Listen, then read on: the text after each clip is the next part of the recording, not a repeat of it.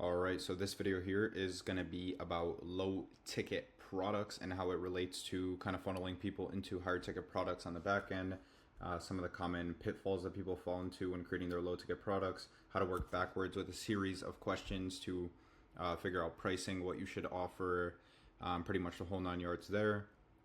And then here I have some examples down below for B2C, so business to consumer, and then B2B. The B2B example is honestly pretty bad because that is not something I basically don't live in that land right there, but pretty much the point still stands. But pretty much we're going to start here with the thesis, which is your front end decides who shows up to your back end, which is 100% true. And we're going to get into why that is. So the common myth is that low ticket brings a low spenders, which is technically true to an extent, because if you set it up bad and it's unrelated or the pricing is just completely wrong and stuff like that, you're going to have a bunch of random people buying your low ticket product. Like in the case of the B2B example, if you are selling something for, let's say like $17 for a B2B low ticket product, you're honestly just going to get a bunch of random people buying it. And then in this case, it would technically attract a bunch of low spenders and people that are just not in the target demo for the higher ticket product that you're offering on the back end. So yeah, hopefully that makes sense. And the reality of it is essentially the wrong product, wrong promise, and wrong modality. So when you have the wrong product, wrong promise, and wrong modality, that is what's going to attract all of the low spenders on the back end. And that's why people think low ticket is horrible. So yeah, essentially what you want to avoid in this entire process is, or when creating like a low ticket funnel, whether it be whatever it may be, pretty much what you want to avoid is info only ebooks, long DIY courses, low effort like mockups, or like AI written PDFs, or even AI written like ebooks. Like these are just trash. Like no one cares about them, and it honestly, like I would be surprised if it ascended anyone into a higher ticket offer that you're running on the back end. But yeah, these are like the general ones that you want to kind of avoid. And we're going to get into like kind of what are some good ones, what they consist of, pretty much everything that's inside of them, stuff like that. But in terms of pricing guardrails, before we get into the specifics, a lot of people go with the $27 mark, but I just prefer to go with 28. I like that number a little bit more. I would say that's the sweet spot, but I would not go below $14. I've seen some people do lower and have success with it, but as a general rule of thumb, just try not to go below $14. The people you're just going to attract are not going to be good, even if it's B2C. So yeah, and then what you want to sell on the front. So these are just some examples here. The 97 done for you light starter. This would be more of a B2B thing where you're attracting like more so like professionals and people who are willing to invest a little bit more money. So that's why it is at the $97 mark there. But yeah, you could also sell stuff like toolkits or template packs with an implementation checklist, an outcome workshop that is 90 minutes long with one clear deliverable that everyone is going to get if they attend it and pay for it. And yeah, in terms of the design checklist for this, you essentially just want the low ticket product to have some kind of a clear outcome that it's essentially promising, and preferably it should happen within 48 hours. So you want the feedback loop to be very fast. So that's essentially why I was essentially kind of talking down on the long do-it-yourself courses and stuff like that, because a lot of the people will purchase it, and if it's super long, bunch of video modules, super boring, a lot of people will purchase it, just completely neglect it and literally never go through it again.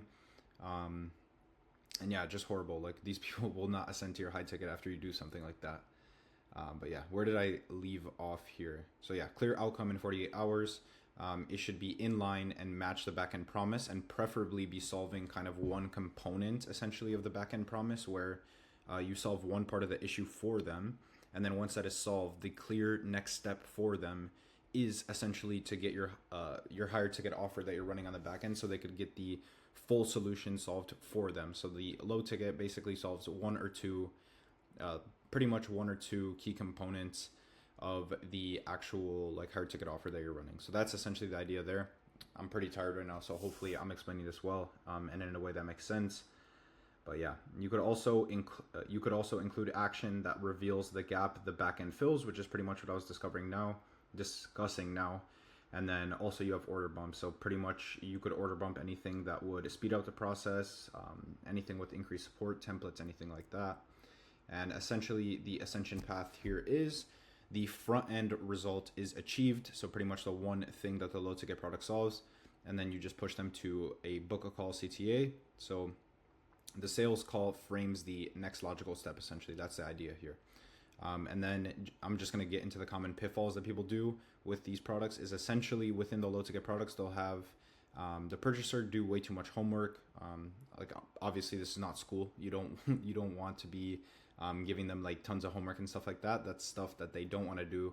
And honestly, just kind of looking at the industry direction right now, a lot of people are offering softwares on the front end where essentially a lot of the stuff is done for them. And I've seen people even kind of like get rid of the video module aspect. So a lot of the people that purchase the lower ticket product don't have to watch a million videos.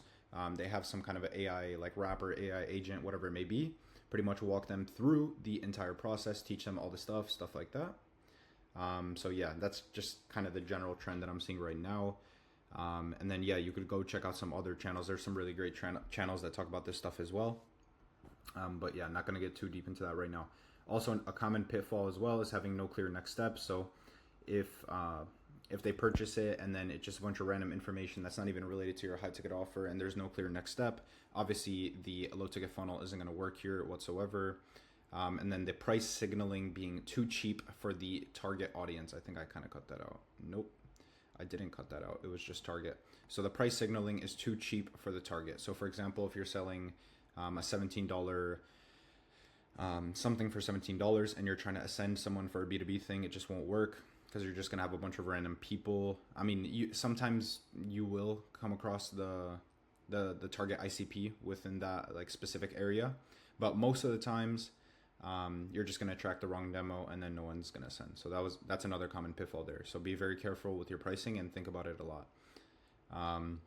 And so in terms of like structuring it for yourself and kind of figuring out what you want to run, you essentially also want to work backwards on your question. So essentially think about why do buyers choose your backend? I missed the why there, but whatever. What must they believe or have done before buying? What front end deliverable creates that belief or asset? So essentially you want to answer these questions, and there's a bunch of other questions you could answer as well. And just use these to kind of reverse engineer what your front end low ticket product should be. What would it make sense? What would make sense for it? What specific pain point should you solve? And does it all make sense? And is the high ticket offer the next logical step? That's essentially kind of how you want to think about it here, how you want to structure it. But yeah, that's pretty much it for this core section here. And I'm just going to kind of breeze through these two quick examples here. But essentially, if you're going direct to consumer, the consumer creator flow is pretty much something like, for example, a $27 offer sprint workshop where you build a 3-step offer outline in 60 minutes. And then the first order bump could be a template pack. And then a second order bump here could be kind of a video teardown of the entire thing. And then the post purchase is the book a call for the full offer build. So here you could kind of see how everything ties in. Essentially here on the front end, you're giving them the information, and then there's even more information and kind of like implementation stuff in the order bumps. And then when people are going through this and they're like, screw all this, I just want like someone to do it for me, essentially the next logical step is the book a call for the full offer build. So it just makes logical sense, and you could just kind of see what I was trying to explain up there. And then for a B2B or agency flow, like I said before, this is kind of a bad example, but the general principles are still kind of true. You could have a $97 lead magnet setup pack with done for you copy install. And then the first order bump could be a five-day email welcome sequence, and the second order bump could be something like a landing page headline pack. These are not great examples, but pretty much this is the general idea, general difference. The main thing you want to nail down here is the pricing, because like I was saying, you don't want to attract the wrong target audience, people that are just kind of browsing through, buying things just because they're interested or got hooked into it and stuff like that. And then on the back, you would have the thank you page, and then you would have a book the implementation call for the full system, kind of like done for you, like set up for you. And yeah, these are pretty much the two examples. So now it should be pretty clear on how to price these things, what to include, how to think about it, how to reverse engineer it with all those questions. Some of the most common mistakes to kind of try to avoid when you're doing all of this stuff here. And then what to include in your order bumps as well. I didn't go too deep on the order bumps here, but generally I like sticking within the range of 2 and not going over that. I think 2 is the sweet spot. Like, some people do a lot more, some people say to do less, but I've seen 2 work very well with some of the stuff I'm involved in. So hopefully this video kind of made this concept clearer for some of you, and then yeah, that's pretty much going to be it.